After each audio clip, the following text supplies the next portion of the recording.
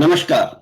Best invest में आपका स्वागत है। उम्मीद करता हूं आपको हमारे सारे कार्यक्रम पसंद आते हैं।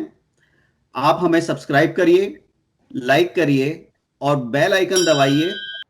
आज हमारे साथ जुड़ रहे हैं हमारे investment expert Atul Verma. Hello. ने अतुल वर्मा जी और अंशुल जी के साथ बातचीत करी कि हमारे पास निवेश के क्या क्या ऑप्शंस हैं, म्यूचुअल फंड्स में किस तरह निवेश किया जाए और स्टॉक मार्केट में घुसने के लिए आपको किस चीजों की जरूरत है। उस बात को आगे बढ़ाते हुए आज हम अतुल जी से जानना चाहेंगे कि आप स्टॉक मार्केट में अगर पहुंच जाते हैं तो बहुत सारी कंपनियां हैं, उन कंपनियों को कैसे आइडेंटिफाई करेंगे कि कौन सी कंपनी आपके लिए लाभदायक सिद्ध हो सकती है। बात का सिलसिला आगे बढ़ाएं उससे पहले आप दर्शकों की जानकारी के लिए बताना चाहूंगा कि ये वीडियो इंफॉर्मेशनल वीडियो है। हम यहाँ कोई भी रिकमेंडेशन देने की कोशिश नहीं करेंगे और अपना इन्वेस्टमेंट अपनी सूझबूझ अपने विवेक से आप करिए। तो सिलसिला जारी करते क्यों जरूरी है किसी भी कंपनी जिसमें हम निवेश करना चाहते हैं वो किस तरह का बिजनेस करती है, ये जानना मतलब क्यों जरूरी है किसी भी निवेशक के लिए।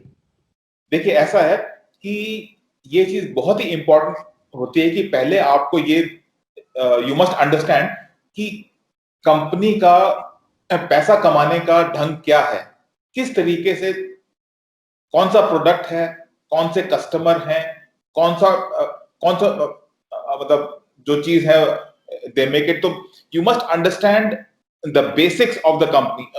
बहुत दफा क्या होता है कि आपके पास you get recommendation for a firm which you do not really understand कि वो वाईफाई में इस तरह की हाई टेक्नोलॉजी की कंपनी है और आपको कुछ लोग कहते हैं उसका शेयर ले लो। जब तक किसी कंपनी की एक्टिविटीज क्या बनाती है ना समझ में आए तो उसको नहीं लेना चाहिए। तो आपको उसका बिजनेस समझ में आना चाहिए, किस तरीके से दे मेक मनी। तो ये कंपनी जो होती है कहाँ से फंडेड होती हैं? Normally, all the activities of the firm are funded either by the people who own the company, the shareholders, equity के फॉर्म में, या वो लोन लेते हैं फ्रॉम बैंक्स, डेट। तो डेट और equity are the two main sources of funding. Okay, एक बार बताइए, कंपनी के पास जो कैश फ्लो रहता है जिसे फ्री कैश फ्लो भी कहते हैं, एक आम भाषा में समझाना चाहें तो क्या होता है free cash flow? Free cash flow ऐसा होता है कि कंपनी कुछ माल बेच के जो पैसा आना चाहिए उसमें से दे हैव टू पे taxes, depreciation, salaries and so on. तो जो पैसा उनके पास बचता है after they have also paid for कि अगर कोई नई इन्वेस्टमेंट भी हो रही है, कोई नई बाइंग हो रही है, तो जो liquid money which is left with the company after paying all the expenses of all kinds, इसको फ्री कैश फ्लो बोलते हैं। मतलब जितना ज्यादा फ्री कैश फ्लो किसी कंपनी के पास अवेलेबल है वो उतनी बेहतर पोजीशन में है अपने बिजनेस को आगे ग्रो करने के लिए। बिल्कुल बिल्कुल सही जी। कैश फ्लो के बाद दूसरी बात आती है हमारा कैपेक्स, ये वर्किंग कैपिटल। क्या होता है वर्किंग कैपिटल? यह है इनका कि देखिए, ऐसा होता है कि कुछ एक्सपेंसेस होते हैं in which you to buy the building, buy the furniture, you buy things which are used to do the production. तो ये आपके फिक्स एक्सपेंसेस होते हैं। लेकिन वर्किंग वाले भी कुछ एक्सपेंसेस आपके आते हैं जो कि बहुत ऑब्वियस नहीं होते कि आपने कुछ माल लिया, आधा बन के उसको रखवा दिया, तो उसके जो investment which goes into working, मतलब या लेट्स से आपने कुछ माल लिया, आप बना के स्टोर में डाल दिया, तो इन द इन्वेंट्री, या कुछ आपने अपने सेल्स के डीलर को एडवांस दिया, तो ये सब जो कि बहुत फिक्स्ड एक्सपेंसेस नहीं है, these are the expenses which are made by the company which are not so obvious। Inventory बहुत महत्वपूर्ण होती है किसी भी कंपनी के लिए। क्या वो होल्ड कर रही है आज की डेट में और क्या उसकी कैपेसिटी है मार्केट में आगे प्रोड्यूस करने की, और वहीं से उसके रिसीवेबल्स चलते हैं। इसके बारे में आप कुछ सजेस्ट करेंगे? बिल्कुल सही है। बहुत दफा कंपनी की सेल तो हो जाती है, माल तो सप्लाई हो जाता है, उसके पैसे नहीं आते हैं। रिसीवेबल बहुत ही जरूरी चीज है। क्योंकि बहुत दफा आपने if you look at the results तो उसमें वो कहते हैं हमारी इतने की सेल हो गई, लेकिन वो पैसे अगर अभी तक नहीं आए हैं तो you are still waiting for the money. So receivables का आना बहुत जरूरी है और उनको आइडेंटिफाई करके ये जानना कि इतने पैसे आने वाले हैं, बहुत बहुत ही इट इज यू क्योंकि शुड नो अबाउट इट।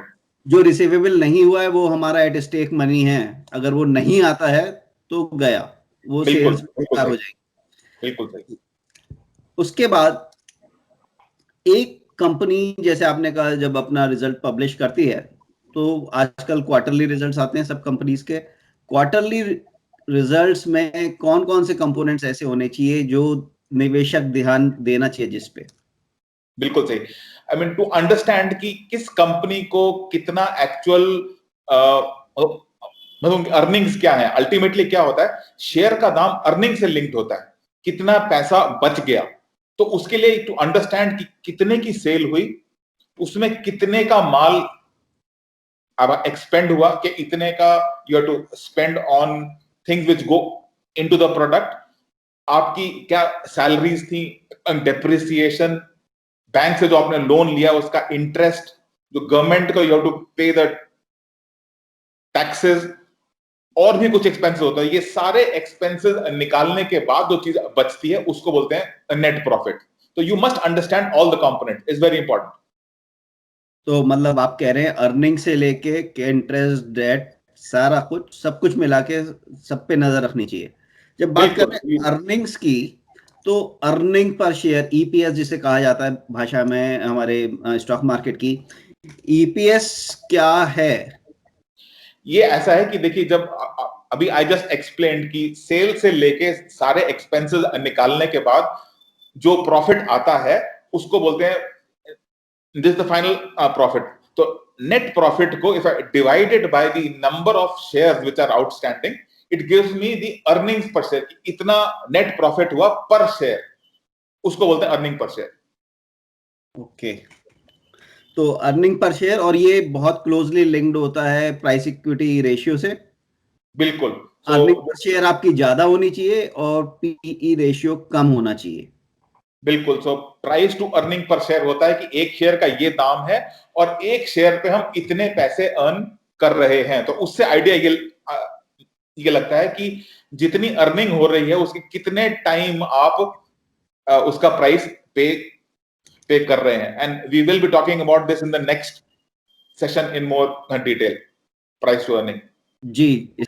तो इसके बाद जब हम बात कर रहे थे अर्निंग्स, इंटरेस्ट, डेप्रिसिएशन वगैरह की, तो मेरे को टर्म याद आया, एबिटा।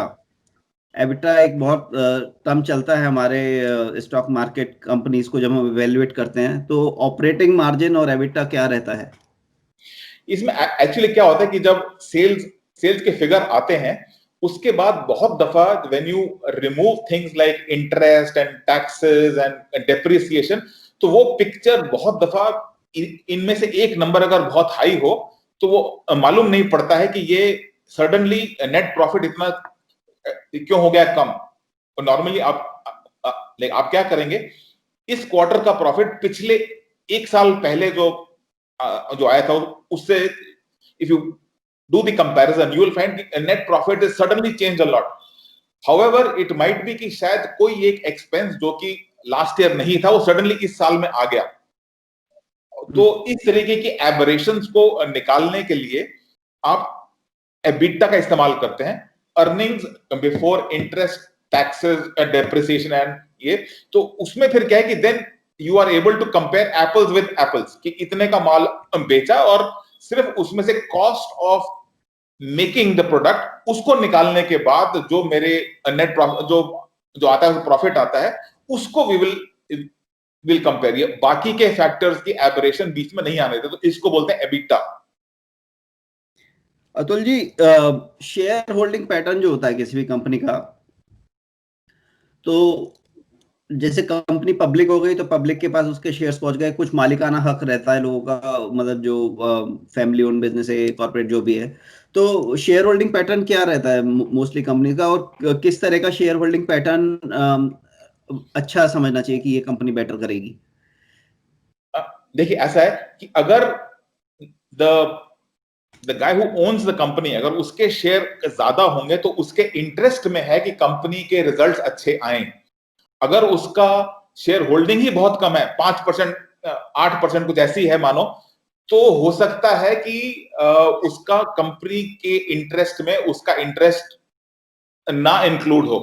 तो अगर if the holding of the promoter is at least 40 to 50%, that's a very good sign. 75 is the maximum allowed by the government. SEBI की all the public firms, 75 से ज्यादा holding is not allowed to the promoter. तो anywhere from 40 to 60-70 अगर हो तो ये इसको I would like to say is good. अगर बहुत कम हो तो I would be very I would not be feel good about it कि ये तो बहुत ही कम है। इसके अलावा जो इंस्टीट्यूशंस होती हैं, म्यूचुअल फंड्स या वेरियस अदर इंस्टीट्यूशंस, अगर उनकी होल्डिंग अच्छी है ना, ये इंस्टीट्यूशंस को हम ये मानते हैं कि दीज आर इंटेलिजेंट, ये लोग हैं, they understand the company, the functioning and the profitability. तो अगर एक इंटेलिजेंट या अगर इन इंस्टीट्यूशंस ने अपनी, अगर है उनकी यहाँ पे होल्डिंग, तो उससे it gives you the confidence कि अच्छे लोगों ने, इंटेलिजेंट लोगों ने सोच के समझ के देख के इस कंपनी के अगर शेयर अगर लिए हैं तो ये चीज अच्छी है। तो high holding of the promoter, high holding of the mutual funds is a good thing. तो बात हुई हमारी इन्वेस्टर्स की। इसमें आजकल एक टर्म यूज होता है फॉरेन इंस्टीट्यूशनल इन्वेस्टर्स। तो जब आप इंस्टीट्यूशनल शेयर होल्डिंग की बात करते हैं तो उसमें वो भी काउंट होते हैं? उनमें वो भी आते हैं, और क्योंकि बाहर से पैसा बहुत ज्यादा आता है और आज तो इन जनरल जिन शेयर्स को एफआईआईज दे बाय, लोग बाग उनके पीछे जाते हैं कि शायद एफआईआई, तो एफआईआईज को लोग बाग in general they treat them as very intelligent investors कि अगर उन्होंने लिया है तो शायद ये कंपनी बहुत अच्छी है। वैसे भी हम थोड़ा सा फैसिनेटेड रहते हैं बाहरी निवेशकों से। तो अब चलेंगे नेटवर्थ। किसी भी कंपनी की नेटवर्थ अगर हमें फाइंड करनी हो तो कैसे फाइंड करेंगे? देखिए, वेरी सिंपल थिंग इज कि हर कंपनी के कुछ एसेट्स होते हैं और कुछ उनकी लायबिलिटीज होती हैं। एसेट्स होते हैं जैसे उन्होंने कोई एक दे बाय लैंड, फैक्ट्री, उसकी मशीनें, बैंक में अगर इफ दे हैव कैश, तो all these are assets of the company. Whereas if you look at the liabilities क्या होती हैं? Share funds are liabilities, loans are liabilities. किसी के अगर पैसे ड्यू हैं and it has not yet been paid, these are all liabilities. So if I take all the assets and subtract from the assets all the liabilities, this is the net worth of the company. बहुत सारे assets तो depreciating assets भी होते हैं company के पास। बिल्कुल सही। हाँ, तो नॉर्मली एक्सपेक्टेशन ये है कि उनकी जो डेप्रिशिएटेड वैल्यू है उसको लिया जाए एज एन एसेट। ओके, ठीक है। किसी भी कंपनी की एंटरप्राइज वैल्यू कैसे निकाली जाए? हाँ, तो एंटरप्राइज में क्या होता है कि दे टेक द इक्विटी से मेरा मतलब है जो उसकी मार्केट वैल्यू है। इतने शेयर हैं, आज का ये दाम है, दोनों को if you do the multiplication you get the market value. So equity plus debt, और अगर कंपनी के बैंक अकाउंट में कुछ कैश है उसको भी उसमें जोड़ लें अगर, तो मोटा मोटा this is the enterprise value of the company. तो बहुत दफा you want to look at equity plus debt plus cash, इन सबको लेके if you do the comparison you get the size of the company. Okay, तो अतुल जी, आज हमने बहुत ही फंडामेंटल चीजों पे बात करी है। इन चीजों पे आगे के वीडियोस में हम लोग विस्तार से बात करेंगे। हमारा नजरिया ये है कि जब आप पैसा निवेश करते हैं लंबी अवधि के लिए तो वो ग्रो करता है, लेकिन ग्रो तभी करेगा जब आप सही कंपनी आइडेंटिफाई करें। अतुल जी, आप एक इन्वेस्टमेंट एक्सपर्ट हैं, आपको अच्छी समझ है, लेकिन जो व्यक्ति नया है उनके लिए आप कुछ सुझाव देंगे या कोई रिसोर्सेज देंगे जहां कंपनी की रिसर्च की जा सके? करेक्ट। ये ऐसा है कि आजकल a lot of information is available on the internet sites. जी, तो तो आप शेयर करिए, हम डिस्क्रिप्शन में डाल देते हैं। हाँ, तो उसमें एक site which I use a lot for Yahoo. Yahoo Finance, Yahoo के फाइनेंस की है site, and then if you go to moneycontrol.com, और एक बहुत अच्छी सोर्स होता है कि you look at the balance sheet of the company. तो हर साल जो एनुअल रिपोर्ट आती है, तो आप कंपनी की साइट पे जाके उनकी एनुअल रिपोर्ट निकाल के लाएं, और अगर आपको बहुत इंटरेस्ट है उस कंपनी में, तो इट इज इंपॉर्टेंट कि कुछ टाइम आप बैलेंस शीट उनकी देखें ऑन द एनुअल जो रिपोर्ट है, which is available at the site of all the big companies. जी, किसी भी कंपनी जो लिस्टेड है वहां पे उसकी वेबसाइट पे एक इन्वेस्टर रिलेशन का टैब या लिंक होता है, और वहां पे आपको ये सारी जानकारी मिल जाएगी, मिल जाती है। तो वहां पे डिटेल्ड एक्यूरेट इंफॉर्मेशन वहां से आपको मिलती है, तो which you must look at. जी, बहुत बहुत धन्यवाद अतुल जी, आपका हमारे से जुड़ने के लिए। बहुत अच्छी जानकारी है ये, और ये छोटी छोटी चीजें ही होती हैं जो हमें सावधान कर सकती है, रादर देन इसके कि हम एक भीड़ चाल में जाएं कि दुनिया यहाँ इन्वेस्ट कर रहे तो हम भी कर दें। जरूरी नहीं है कि अगर जहां दुनिया इन्वेस्ट कर रही है वहां आपका निवेश ग्रो करे। तो थोड़ा संयम बरतने वाली जगह होती है शेयर मार्केट, संयम के साथ निवेश करिए, अच्छा निवेश करिए, लंबी अवधि के लिए निवेश करिए। और इसी के साथ मैं इजाजत लूंगा। कोरोना काल है, अपना ध्यान रखिए, अपने घर वालों का ध्यान रखिए, और अपने मेहनत से कमाए पैसों का ध्यान रखिए, सही जगह निवेश करिए में से पहुंचे। आप हमको फॉलो कर सकते हैं ट्विटर पर, और अपना सुझाव भी दे सकते हैं। हमारा ट्विटर आईडी है @open dialogue_।